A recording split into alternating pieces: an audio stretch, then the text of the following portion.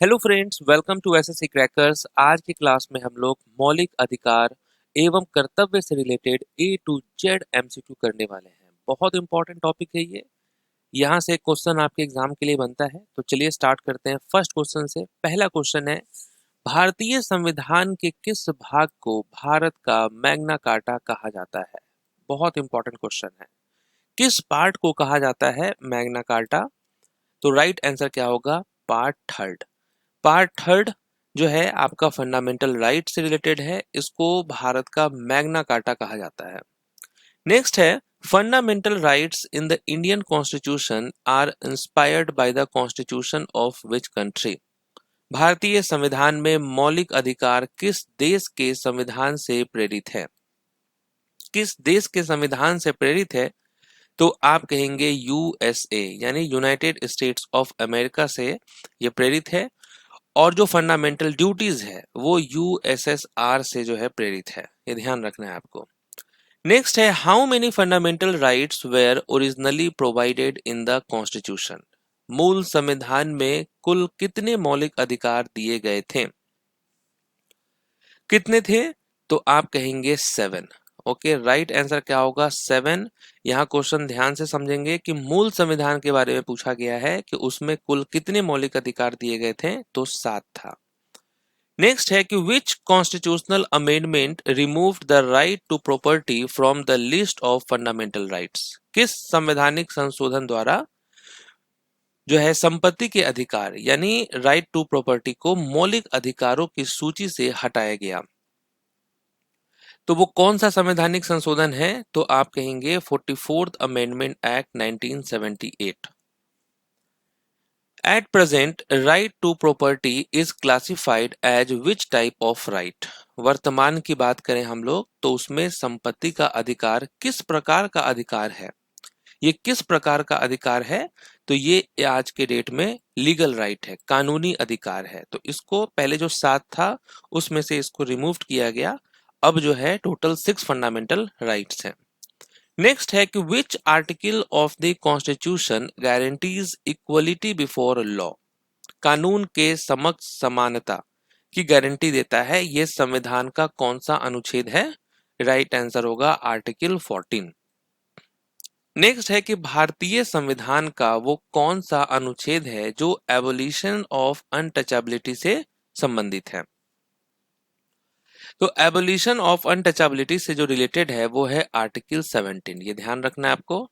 Next है कि under which article is the abolition of titles provided? तो abolition of titles इससे related कौन सा आर्टिकल है? 18 है। नेक्स्ट है, freedom of speech and expression is guaranteed under which article?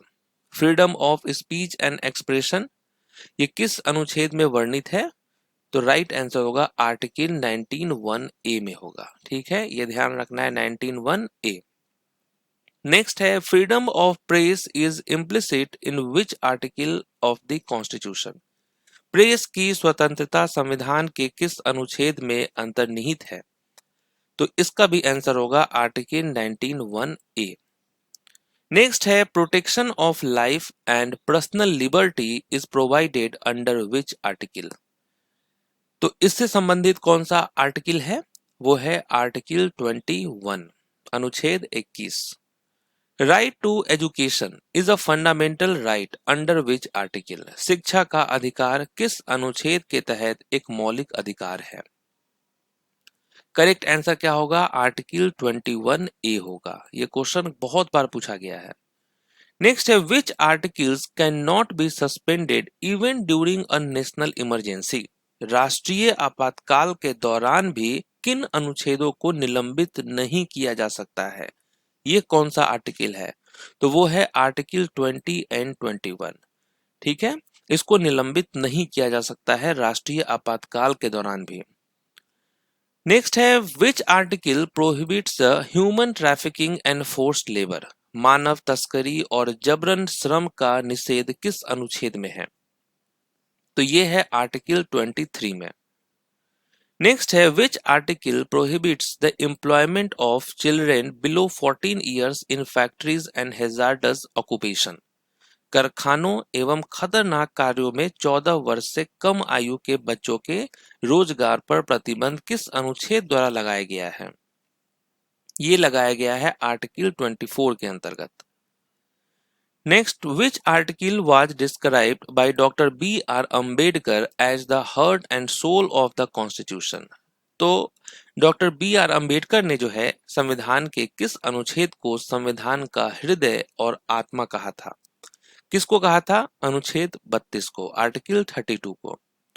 मौलिक अधिकारों के उल्लंघन होने पर नागरिक सीधे सुप्रीम कोर्ट किस अनुच्छेद के तहत जा सकता है? अगर किसी भी प्रकार का मौलिक अधिकार का उल्लंघन होता है तो जो सिटीजन होते हैं, नागरिक होते हैं, वो सीधे सुप्रीम कोर्ट किस अनुच्छेद के तहत जा सकते हैं? तो आप कहेंगे आर्टिकल 32। नेक्स्ट है कि under which article can the high court issue Ritz for enforcement of fundamental rights? उच्च न्यायालय मौलिक अधिकारों के लिए रिट किस अनुच्छेद के तहत जारी कर सकता है? किस अनुच्छेद के तहत? तो आप कहेंगे आर्टिकल 226, 226 के तहत। मौलिक अधिकारों को लागू करने के लिए अदालतें कितने प्रकार के रिट जारी कर सकता है? कितने प्रकार के रिट होते हैं? तो आप जानते हैं 5 प्रकार के होते हैं। नेक्स्ट है, किसी अवैध रूप से हिरासत में लिए गए व्यक्ति को रिहा करने के लिए कौन सी रीट जारी की जाती है? मान लीजिए किसी को अवैध रूप से गिरफ्तार कर लिया गया है, हिरासत में ले लिया गया है, तो व्यक्ति को रिहा करने के लिए कौन सी रीट जारी की जाती है? तो करेक्ट आंसर होगा हेबस कॉर्पस। मौलिक अधिकारों का संरक्षक किसे माना जाता है? Who is regarded as the guardian of fundamental rights? तो किसे माना जाता है? तो आप कहेंगे जुडिशियरी। इसमें supreme court and high court आ जाएगा। नेक्स्ट है, are fundamental rights are justiciable? क्या मौलिक अधिकार न्याय संगत है? तो सोच समझ के आपको आंसर देना है कि क्या मौलिक अधिकार न्याय संगत है? तो आप कहेंगे yes, citizen can approach courts if violated. तो हाँ, ये है, उल्लंघन होने पर कोर्ट जाया जा सकता है। नेक्स्ट है, निम्नलिखित में से कौन से मौलिक अधिकार केवल भारतीय नागरिकों को प्राप्त है? तो वो कौन कौन से मौलिक अधिकार हैं जो केवल भारतीय नागरिकों को प्राप्त हैं? तो आप कहेंगे आर्टिकल 15, 16, 19, 29 एंड 30 हो जाएगा आपका राइट आंसर। अल्पसंख्यक वर्गों के हितों का संरक्षण किस अनुच्छेद के अंतर्गत किया गया है? अल्पसंख्यक वर्गों के हितों का संरक्षण जो है वो किस अनुच्छेद के अंतर्गत किया गया है? आर्टिकल 29 के अंतर्गत। नेक्स्ट है, who has the power to restrict the fundamental rights of members of the armed force, police and intelligence agencies? सेना, पुलिस और खुफिया एजेंसियों के कर्मियों के मौलिक अधिकारों को सीमित करने की शक्ति किसे है? सीमित करने की जो शक्ति है वो किसके पास है? पार्लियामेंट के पास है, संसद के पास। क्या मौलिक कर्तव्य मूल संविधान में शामिल थे? Were fundamental duties included in the original constitution? तो क्या कहेंगे आप? क्या मौलिक कर्तव्य मूल संविधान में शामिल थे? तो आप कहेंगे नो, ये शामिल नहीं थे, इसको तो बाद में ऐड किया गया। मौलिक कर्तव्यों को किस समिति की सिफारिश पर संविधान में शामिल किया गया था? तो वो कौन सी समिति थी जिसके सिफारिश पर संविधान में शामिल किया गया था? तो आप कहेंगे स्वर्ण सिंह कमेटी, इसके सिफारिश पर। मौलिक कर्तव्यों को किस देश के संविधान से लिया गया है? किस देश के संविधान से लिया गया है फंडामेंटल ड्यूटीज को? ध्यान रखेंगे ड्यूटीज।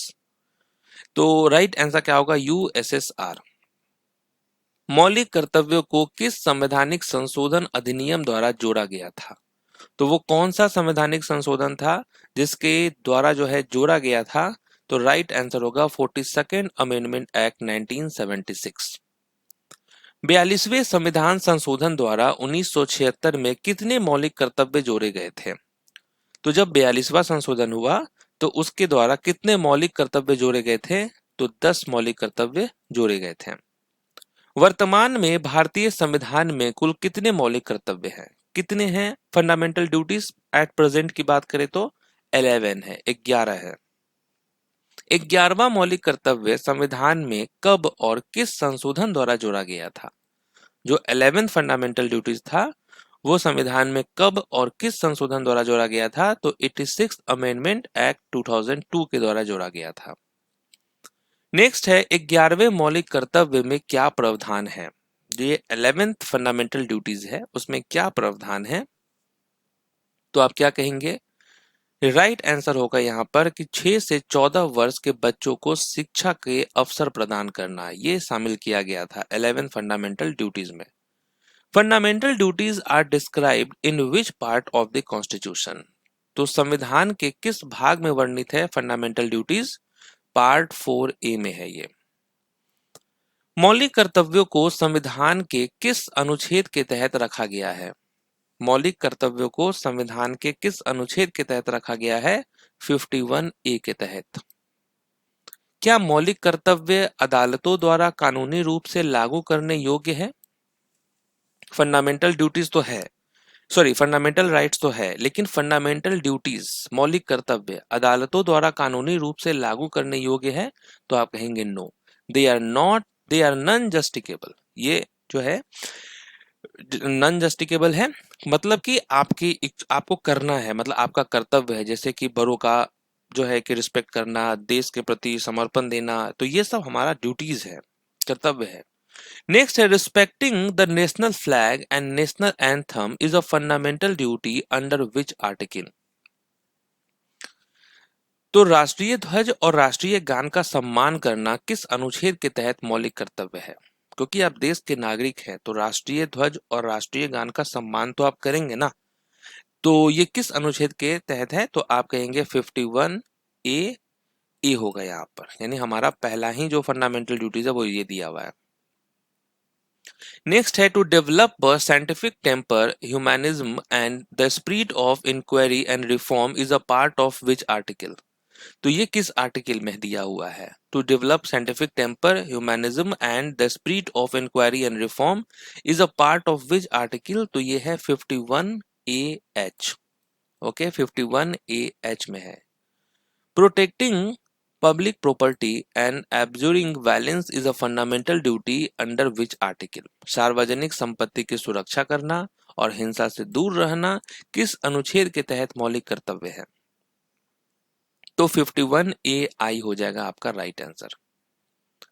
नेक्स्ट है maintaining the protection maintaining and protecting the sovereignty, unity and integrity of India is provided under which article? Bharat की संप्रभुता, एकता और अखंडता को बनाए रखना और उसकी रक्षा करना किस अनुच्छेद में है? यह है आपका 51AC में। संविधान का कौन सा अनुच्छेद धर्म, नस्ल, जाति, लिंग या जन्म स्थान के आधार पर भेदभाव को प्रतिबंध करता है? तो ये कौन सा अनुच्छेद है? आर्टिकल 15 है। संघ, यूनियन या सहकारी समितियां बनाने का अधिकार किस अनुच्छेद के तहत प्राप्त है? किस अनुच्छेद के तहत प्राप्त है? 91 आर्टिकल 19(1)(c) हो जाएगा आपका करेक्ट आंसर। लोक सेवाओं के अवसर की समानता किस अनुच्छेद द्वारा सुनिश्चित की गई है? Which article ensures equality of opportunity in matters of public employment? तो राइट आंसर होगा आर्टिकल 16। नेक्स्ट है freedom of conscience and free profession, practice and propagation of religion is provided under which article?